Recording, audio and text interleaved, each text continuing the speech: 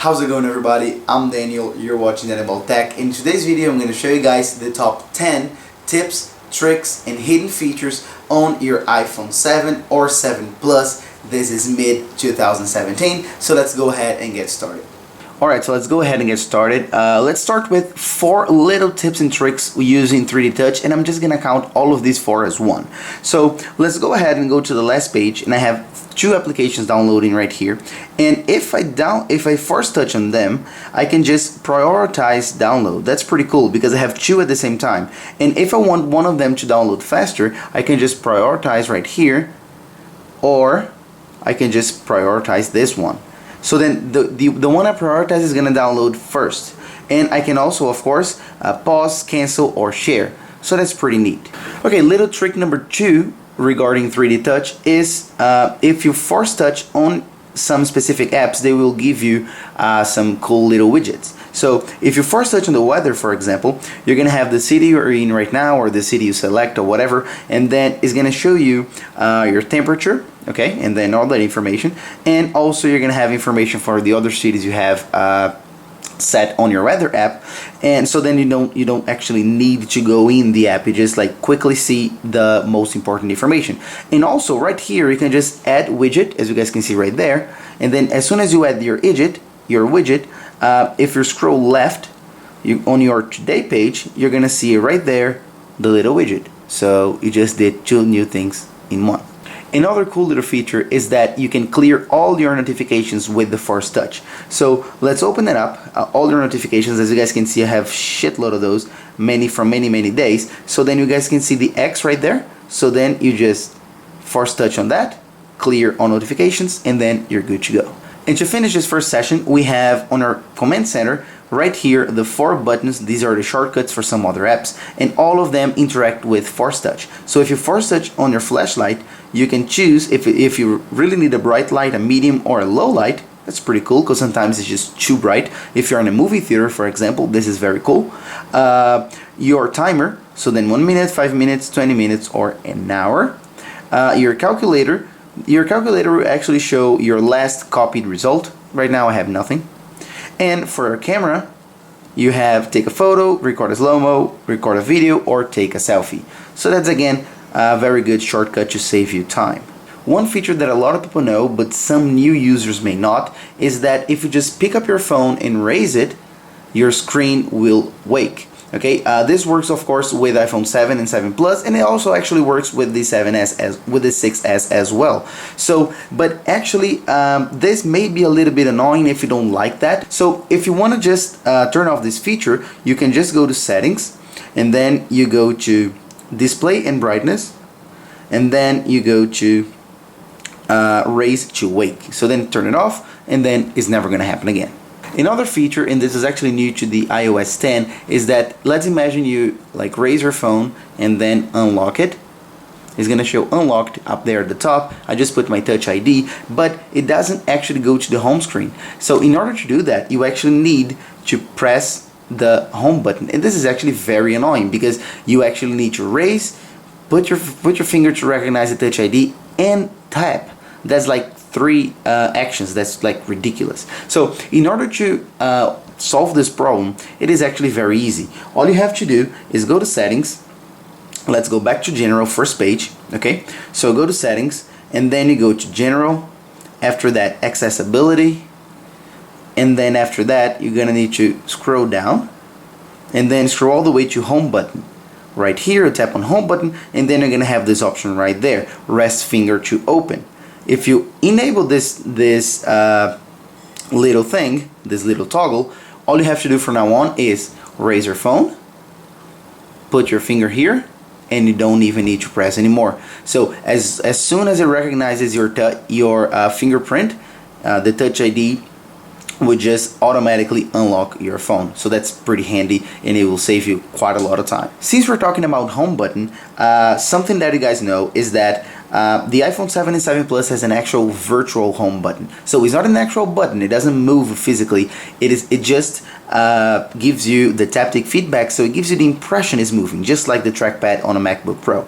But as you guys probably realize when you are first setting it up, you choose from 1, 2, or 3 as how strong is the feedback on the button. But if you want to change your mind, you may not know where or how to find it. And it's actually very easy. You go to settings, and then you scroll down and you go to general, and then right there you go to home button. Right here, that's the page you get when you first set up your device, and then you can select from 1, 2, or 3 the feedback on every time you tap your home button. So that's pretty cool. Hit done and you're good to go. Okay, this is another 3D touch feature, but this is very cool, so I decided to separate it from the others from the beginning of the video. And that is, if you are within an app or even on your home screen, you don't actually need to double tap on your home button to open the app switcher, where you can see all the apps that are opened on your device. All you have to do is force touch on the very edge of the screen, and then as you guys can see, if you just let go, app switcher will be there. Or if you just tap with force touch again, but then scroll right very fast, you just go to the previous app, which was the settings app, and then you're pretty much good to go. If you encounter some issue that your phone just froze, or some app just froze, or some other problem that you just can't get off your home screen or any screen and you just are frozen, there's an easy way to do it, and it is called hard reset or a forced shutdown.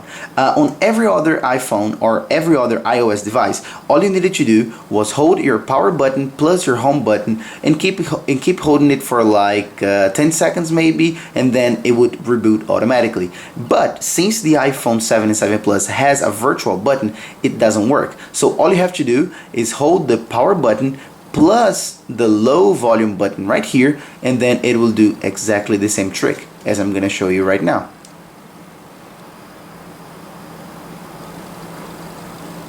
And as you guys saw, I first lowered the volume, but then after that it just turned off the phone, and then we are gonna start rebooting automatically, or I just press the power button again, and then we are good to go. That's a hard reset. Okay, this next feature is actually very nice, and what it does is show you where you last parked your car. So in order to do so, you just open your Today view, and then right here under Maps and Destination is going to show parked car. As you guys saw, I think it just lost that information because it just rebooted the device. But as you guys saw, it just showed parked car and whatever. And it was showing the whole day. I think it was just because I rebooted the device. So it just showed parked car. It was near home. So then because I'm home and my car is just in my garage. So in order to do so, you actually, it's very easy. All you need to do is go to settings, and then you go to maps, and then right at the bottom it shows show parked car, and then you just turn it on. So then every time you get off your car and lock it and walk away from the car, it's just going to record that information and let you know exactly where it is. If you want, you just again scroll to your Today view and then go to Maps and Destination, and it's going to be right there. Okay, keep in mind that this relies on Bluetooth, so the only way that the car knows that the iPhone knows that you are leaving the car is because it disconnects from the Bluetooth. So if your car doesn't have Bluetooth connection or Apple CarPlay, it's not going to work, I'm sorry. The next cool trick is called cursor control. So let's go ahead and open Notes, and right here just have random words that I typed before just to show you. And let's imagine we want to change in a specific word in the middle of this mess. So then you would have to hold and go for our magnifier thing and then look for the letter, and it's very annoying. But what you can do is force touch on anywhere on the keyboard, and then it is gonna work like a trackpad, and then you can like go anywhere you want and put the cursor anywhere you want.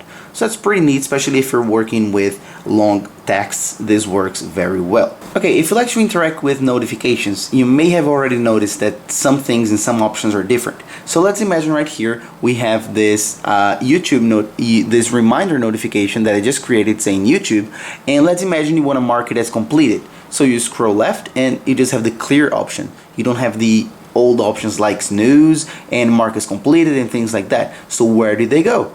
3D touch. So all you have to do is force touch on the notification and mark as complete, remind me in an hour, or remind me tomorrow. So let's just mark as complete, and then we're good to go.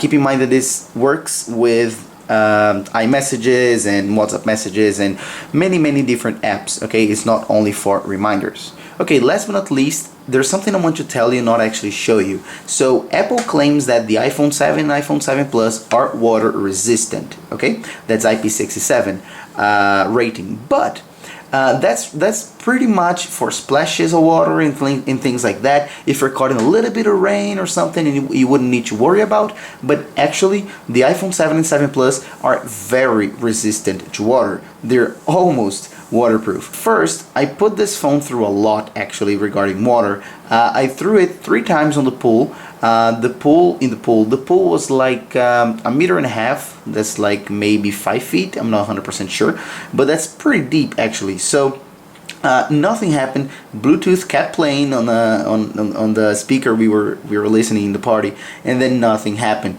I took showers with it, went running in a storm last week, and then nothing happened. The phone is 100% working and not a single problem.